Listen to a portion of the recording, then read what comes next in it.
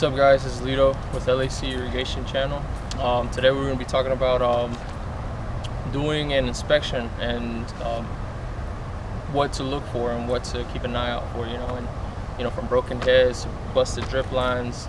We'll be giving examples. We're doing a commercial place here today, but it should still work. You should be able to use these methods also for residential stuff. So here, as I go through the system, I'm writing down, making notes of what all is busted, what all needs to be done, checking them off if everything looks good. Now I do have inspection sheets where it's more detailed, but with the information that I'm writing down, I'm able to transfer it to that.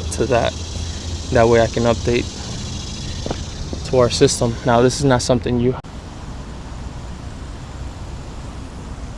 so here you have a spray zone.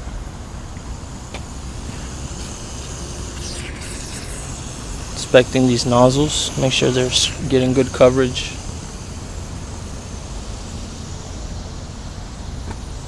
It's not a lot of pressure here, so when I noticed, you see, it was there and it still had like 2 inches to lift. So normally what I pay attention to is when there's low pressure is there could be a possible either a head busted or a zone line somewhere. You got a nozzle down here?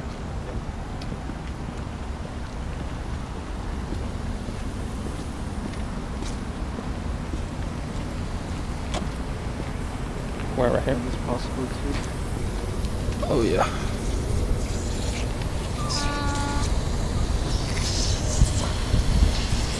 A lot of times with these T-vans, you can just spin and see if you can get all that gunk out of there. Which now you see it's got the spray, and it could be the same issue. You see it's just weak pressure. We like to flag our stuff, so we got color coded. We have red flags and blue flags. Blue flags for us marking a busted nozzle, and we'll use red flags for busted heads.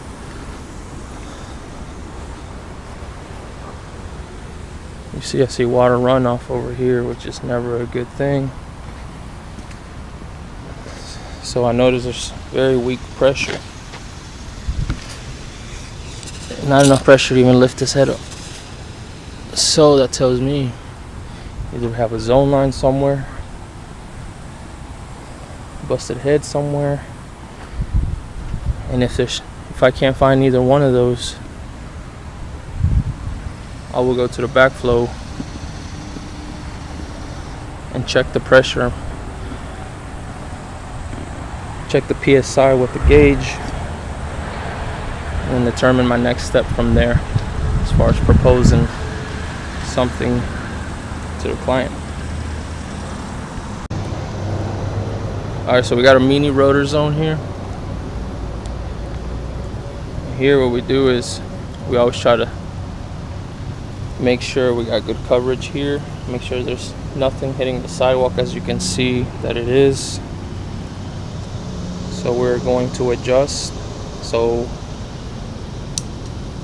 the water is only covering what the water needs to cover, which is turf. Concrete don't grow. It's pretty cheesy. There you go, it's a lot better.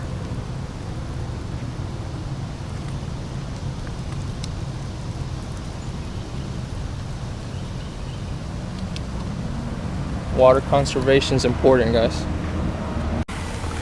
So as we were proceeding to our inspection, we noticed that we've been having weak pressure problems, and then I noticed that something was running that wasn't supposed to, which is the zone here.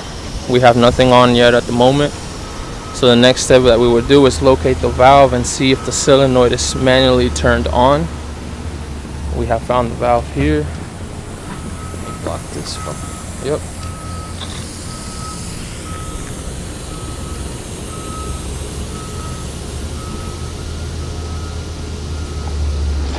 And that did it.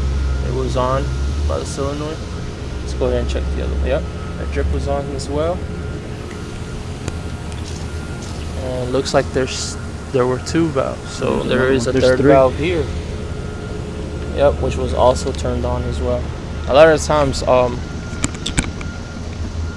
when they go to winterize something, they'll leave a valve on so that they can fully drain the system.